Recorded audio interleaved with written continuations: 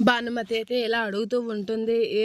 Bus ఆపండి, bus ఆపండి అనైతే bus వెనకాతల పరిగెడుతూ ఉంటుంది. ఇక భానుమతి అలా బ్యాగ్ పట్టుకొని బస్సు అయితే ఎక్కుతూ ఉంటుంది. బస్సు ఎక్కాక ఆలోచిస్తూ ఉంటుంది. పెళ్ళిలో ఏం జరిగిందో, ఇప్పుడు ఏం జరుగుతుందో ఏంటో తర్వాత అనైతే చాలా టెన్షన్ పడుతూ ఉంటుంది. ఇక బలరాంని పోలీసులు కొట్టడం, అరెస్ట్ చేయడం అదంతా గుర్తు చేసుకుంటూ చాలా భయపడుతూ, టెన్షన్ పడుతూ ఉంటుంది. ఎలా అయినా సరే నేను ఈ ఎగ్జామ్ పూర్తయ్యాక తర్వాత ఏదైనా ఆలోచిస్తాననైతే అనుకుంటూ ఉంటుంది భానుమతి.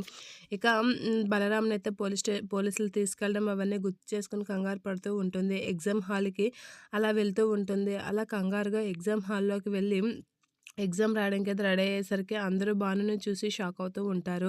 ఇక బలరాం అయితే బాధతో ఇలా అంటూ ఉంటాడు. ఇలా నన్ను మన ఇంటి పరువు అత పాల పాతాళానికి తొక్కిన వాళ్ళని ఎలా అయినా సరే నువ్వు వదలకూడదు పార్దు అని అంటూ ఉంటాడు. ఆ అమ్మాయి సంగతి చూడాలి అని అనేసరికి పార్దు అయితే చాలా కోపంతో రగిలిపోతూ ఉంటాడు.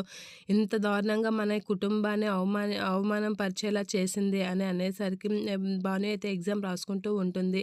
అది ఎవ్వరైనా సరే నాన్న నేను అస్సలు వదిలిపెట్టను.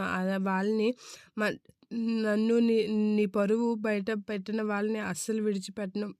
వాళ్ళ అంతు చూస్తాను అని చెప్పేసి చాలా సీరియస్‌గా అంటూ ఉంటాడు. ప బం భాను అయితే ఎగ్జామ్ రాసుకుంటూ ఉంటుంది. అలా పెళ్లి గురించి మర్చిపోయి ఎగ్జామ్ ప్రశాంతంగా రాసుకుంటూ ఉంటుంది. ఎలా అయినా సరే వాళ్ళు ఎటువంటి వాళ్ళైనా సరే అస్సలు విడిచిపెట్టను అని పార్థు చాలా సీరియస్‌గా అంటూ ఉంటాడు. ఆ మాటలకి బలరాం అయితే కూల్ అవుతూ ఉంటాడు.